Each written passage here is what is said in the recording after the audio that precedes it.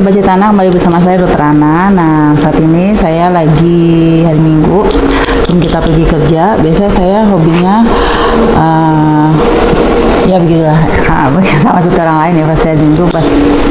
Jadi teman-teman, salah satu hobi yang mungkin teman-teman bisa manfaatkan ya adalah hobi nulis. Saya sih udah punya banyak banget buku-buku yang tempat saya nulis gitu. Saya nggak mau kasih tahu saya nulis apa. Cuman salah satu hal yang mau saya bagi sama teman-teman adalah mungkin yuk kita coba bikin list apa saja hal-hal yang kita miliki dalam hidup kita yang kita harus syukuri. Sekarang kita coba untuk nulis hal-hal apa aja yang dalam hidup kita ini patut kita syukuri. Nah, itu tuh salah satu proyek yang saya lakukan pada saat lockdown dulu waktu COVID 2019-2020 itu. Oke, mungkin bisa dikasih waktu ya. Aku lihat dari jam videonya. Kita tulis, kita buat 10 list dalam waktu sekitar 1 menit. Ya, kita buat mulai ya. 1, 2, 3.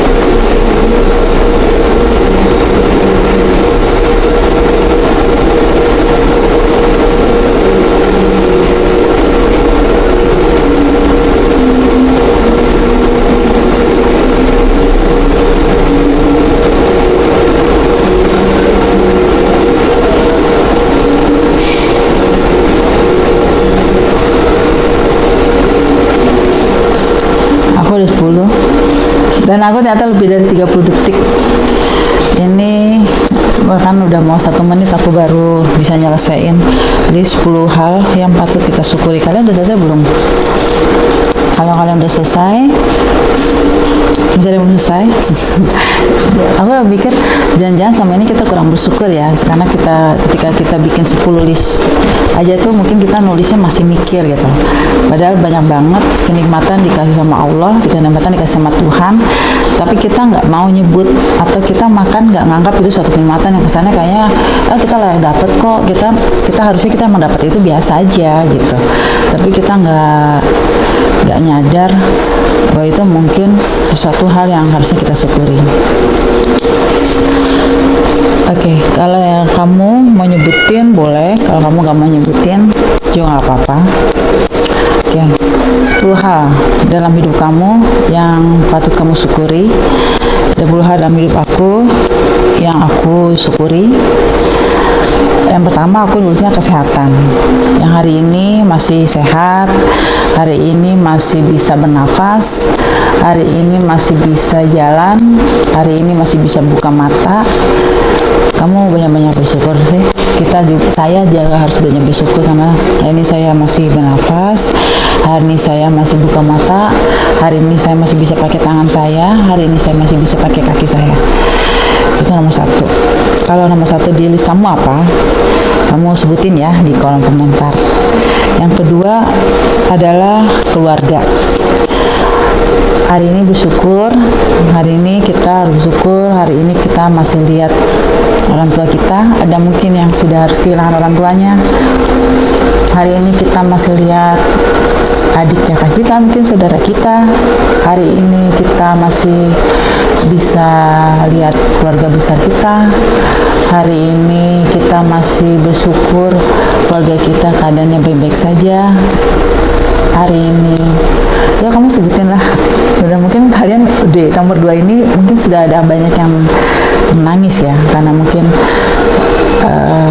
masa kehilangan seseorang atau kalian merasa kalian nggak sadar bahwa itu suatu hal yang penting dalam hidup kalian, tapi kalian, apakah kalian atau saya pun mungkin kurang ingat dan bersyukur dengan hal itu. Mungkin kalian juga harus berpikir bahwa hari ini kalian masih lihat anak-anak kalian sehat, itu juga suatu hal yang patut kita syukuri gitu.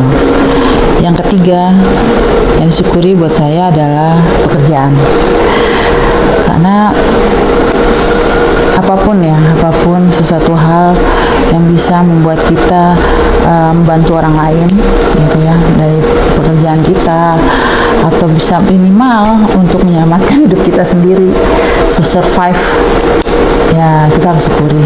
Karena banyak orang yang berusaha untuk mencari bagaimana caranya supaya bisa survive. It's not all about money. Ini bukan cuma masalah uang, ini cuma masalah bagaimana kamu harus bisa survive dalam kehidupan ini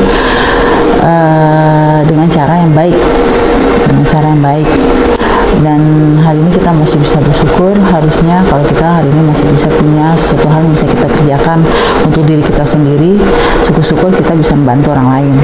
Jadi aneh ya kalau ada orang punya pekerjaan atau punya sesuatu hal yang dikerjakan tapi tujuannya untuk mengganggu hidup orang lain. Itu menurut saya sih agak aneh, karena apa yang mau disyukuri dengan hal-hal seperti itu.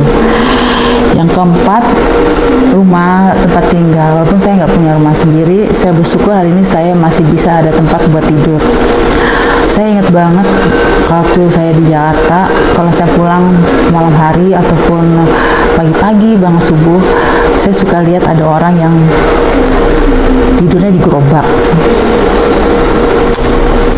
Kalian bisa mikir gak sih kalau orang-orang itu mungkin berharap banget ada di dalam rumah kalian, bisa tidur di dalam rumah, ya minimal atapnya bukan langit, tapi minimal ada atapnya aja.